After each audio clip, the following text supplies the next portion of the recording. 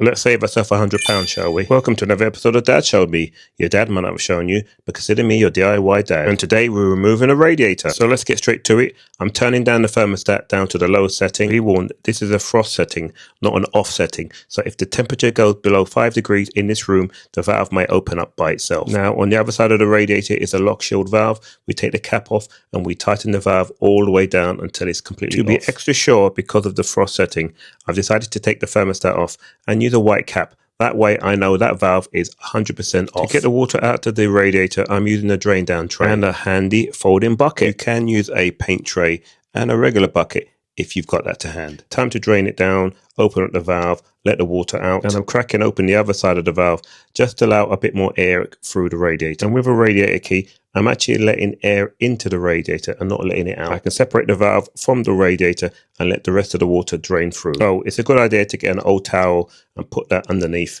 which is what I've done here. This is a really tiny radiator, so there's not a lot of water to come out. So we're nearly ready to take that radiator off the wall. So I'm going to tighten up the bleed valve and remove the radiator completely. So if you wanted to paint the wall behind the radiator, you're ready to go. And of course, everything goes back in reverse order.